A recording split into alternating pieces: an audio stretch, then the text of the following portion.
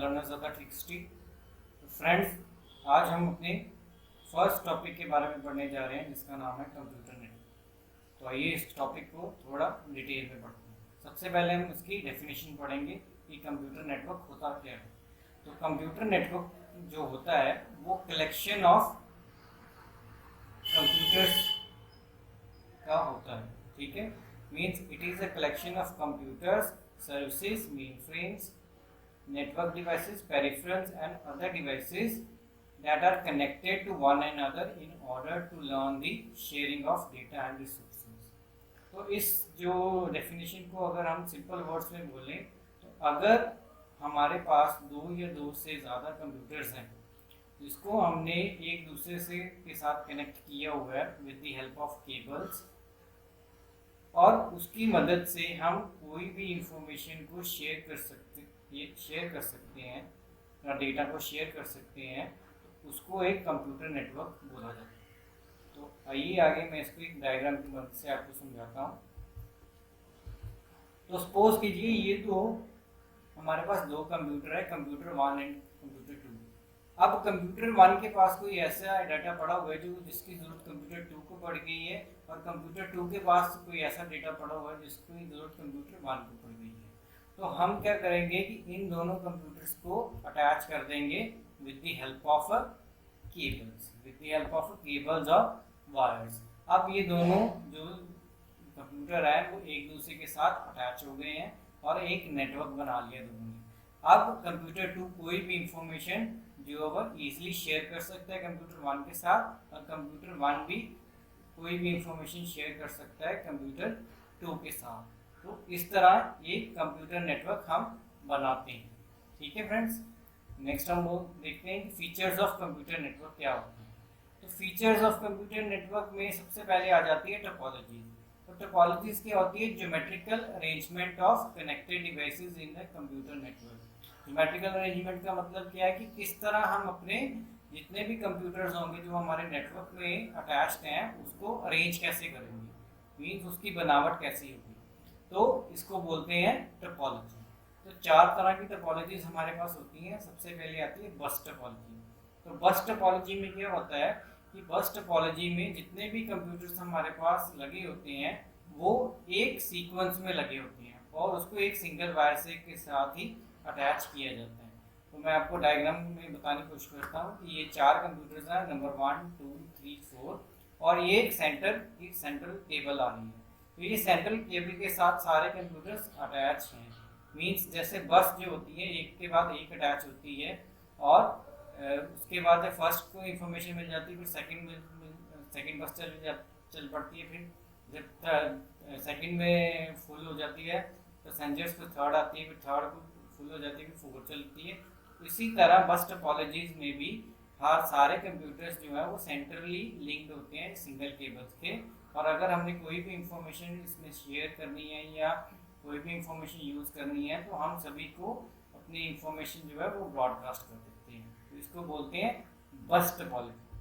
Next आ जाती है star topology. Star topology में क्या होता है कि एक सेंट्रल हब होती है जो कि डिफरेंट सिस्टम के साथ कनेक्टेड होती है।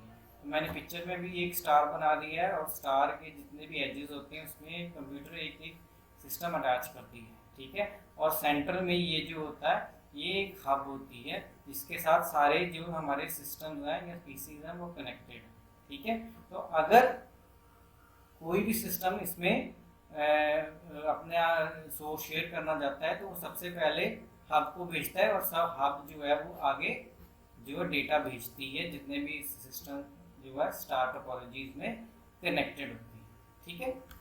नेक्स्ट जो हमारे पास आ जाती है वो आ जाती है रिंग टोपोलॉजी। रिंग टोपोलॉजी में क्या होता है कि जो कंप्यूटर्स होते हैं वो इन द फॉर्म ऑफ जैसे एक रिंग होती है इस तरह से अरेंज होते हैं। जो रिंग होती है इस तरह से अरेंज होती है। मीन्स जैसे मैंने एक ये रिंग का डायग्राम बनाया, इसमें सारे एजेस में सारे एंड पॉइंट्स में मैंने कंप्यूटर की पिक्चर लगाई है, ठीक है।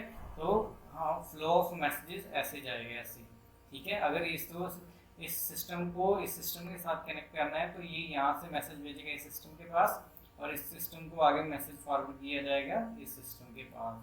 तो इसको बोलते हैं रिंग टोपोलॉजी। नेक्स्ट आ जाती है हमारे पास मैश टोपोलॉजी। मैश टोपोलॉजी में क्या होता है, मैश टोपोलॉजी में हर सिस्टम जो है एक दूसरे के साथ इंटरलिंक होता है, हर सिस्टम जो है एक दूसरे के साथ इंटरलिंक होता है। मीन्स अगर फॉर एग्जांपल हम ये सिस्टम ले लेते हैं, तो ये सिस्टम इस सिस्टम के साथ अटैच है, ये सिस्टम इस सिस्टम के साथ अटैच है, ये सिस्टम इस सिस्टम के साथ अटैच्ड है। मीन्स कि ये सिस्टम जो है वो हर एक सिस्टम जो इसके आसपास सिस्टम्स है वो सभी सिस्टम के साथ अटैच्ड है। ठीक है, तो मैश टोपोलॉजी में हर एक सिस्टम दूसरे सिस्टम के साथ इंटरकनेक्टेड होता है ताकि वो जल्दी से जल्दी अपना डेटा जो है वो शेयर कर सके या ट्रांसफर कर सके। ठीक है, तो ये हमने टोपोलॉजीज देखी कि कितनी टाइप्स की टोपोलॉजीज होती थी। नेक्स्ट आ जाती है हमारे पास प्रोटोकॉल्स।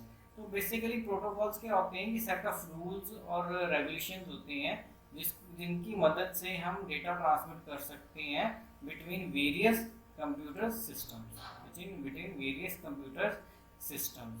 ठीक है, तो इसके लिए हमें कोई ना कोई एक प्रॉपर प्रोसीजर चाहिए कि हम कैसे हमारी इंफॉर्मेशन को स्ट्रक्चर करेंगे, और एक अगर हमने इंफॉर्मेशन भेजनी एक सिस्टम से दूसरे सिस्टम को तो हमें कौन से रूल्स एंड रेगुलेशन फॉलो करने पड़ेंगे। तो ये सारे रूल्स एंड रेगुलेशन फॉलो जो हम करते हैं डाटा भेजने के लिए from one system to another system, उन सभी को बोलते हैं प्रोटोकॉल्स। ठीक है, तो हमारे पास तीन तरह के प्रोटोकॉल्स होते हैं। सबसे पहले आ जाता है ट्रांसमिशन कंट्रोल प्रोटोकॉल, नेक्स्ट आ जाता है इंटरनेट प्रोटोकॉल। ठीक है, और लास्ट में आ जाता है हाइपरटेक्स्ट ट्रांसफर प्रोटोकॉल। ठीक है स्टूडेंट्स, उसके बाद आ जाता है आर्किटेक्चर। तो आर्किटेक्चर में क्या है कि हमने कंप्यूटर्स को किस तरह से ऑर्गेनाइज किया हुआ है, उसका डिज़ाइन लेआउट कैसे बनाया हुआ है, उस चीज़ को हम आर्किटेक्चर बोलते हैं। Means a computer architecture is a design in which all the computers in a network are organized. Means कि हमने कंप्यूटर्स को कैसे ऑर्गेनाइज किया हुआ है अपने आर्किटेक्चर में, तो उसको अपने नेटवर्क में, तो उसको आर्किटेक्चर बोला जाता है। मीन्स कि अगर हमने अपना घर बनाया तो हमने अपने घर में या हमारे रूम में कैसे चीज़ों को अरेंज किया गया है, उसको एक आर्किटेक्चर बोला जाता है। कि हमने अगर मेरे पास एक कबर्ड है तो मैंने कबर्ड में अपने जो चीज़ें हैं वो प्रॉपर्ली अरेंज की हुई हैं, तो उसको हम बोलेंगे वेल आर्किटेक्चर्ड। और अगर हमने मैस्करेड की हुई है, चीज़ों को इधर उधर फेंका हुआ है, तो वो जो है वो अच्छा well architecture, well organize architecture नहीं कहलाएगा। ठीक है, तो वो इसको बोला जाता है आर्किटेक्चर। तो आर्किटेक्चर में भी हम दो तरह के आर्किटेक्चर्स होते हैं हमारे पास। सबसे पहले होता है पीयर टू पीयर आर्किटेक्चर और क्लाइंट सर्वर आर्किटेक्चर। तो पीयर टू पीयर आर्किटेक्चर में क्या होता है कि हर सिस्टम जो है एक दूसरे के साथ कनेक्टेड होता है, हर सिस्टम जो है एक दूसरे के साथ कनेक्टेड होता है। फॉर एग्जांपल अगर मैं ये सिस्टम ले लूँ तो ये सिस्टम इसके साथ भी कनेक्टेड है, इसके साथ भी कनेक्टेड है, इसके साथ भी कनेक्टेड है और इसके साथ कनेक्टेड है। मीन्स कि हर सिस्टम जो है एक दूसरे के साथ जो भी कनेक्टेड होगा तो उसको मीन्स उसको जो है वो पीयर टू पीयर आर्किटेक्चर में कैटेगराइज किया जाएगा। ठीक है, और सेकंड होता है क्लाइंट सर्वर आर्किटेक्चर।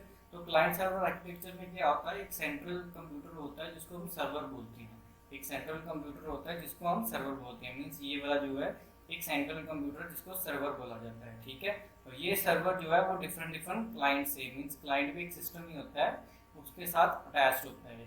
तो क्या होता है कि ये जो क्लाइंट है ये इसको सर्वर को रिक्वेस्ट भेजता है कि मुझे ये जो है डॉक्यूमेंट या ये सॉफ्टवेयर चाहिए, तो अगर आपके पास है तो आप उसको फुलफिल कर दीजिए। तो फिर ये सर्वर जो है वो क्या करता है, वो इसके क्लाइंट की रिक्वेस्ट को जो है वो ऑब्जर्व करता है, उसको देखता है कि हाँ मेरे पास अगर ये चीज़ है तो क्या मैं उसको दे दूँ, और क्या वो चीज़ कोई और क्लाइंट तो नहीं यूज़ कर रहा। तो ये क्लाइंट सर्वर आर्किटेक्चर में सब कुछ होता है। तो क्लाइंट सर्वर आर्किटेक्चर में मैंने पहले समझने का तरीका है कि अगर आपको कोई चीज़ चाहिए तो आप सबसे पहले क्या करोगे, अपने पापा के पास जाओगे, तो पापा का बोलोगे कि पापा मुझे ये चीज़ चाहिए। तो अगर पापा को लगेगा कि ये चीज़ वो प्रोवाइड करवा सकते हैं तो वो उस चीज़ को आपको मार्केट से परचेज करके दे देंगे। तो यहाँ पे सर्वर जो है वो एक पापा का काम करता है और क्लाइंट जो है बच्चों का काम करता है। तो इस वीडियो लेक्चर में बस इतना ही। अगर आपको मेरा वीडियो लेक्चर अच्छा लगा हो तो प्लीज़ मेरे चैनल को सब्सक्राइब कीजिए और इसको ज़्यादा से ज़्यादा अपने फ्रेंड्स के साथ शेयर कीजिए। अगर आपको कोई चीज़ समझ नहीं आई है तो प्लीज़ आप कमेंट सेक्शन में मेंशन कीजिए कि आपको ये चीज़ पता नहीं लगी है, तो मैं उसको और अच्छी तरह एक्सप्लेन करने की कोशिश करूँगा। ठीक है, थैंक यू वेरी मच।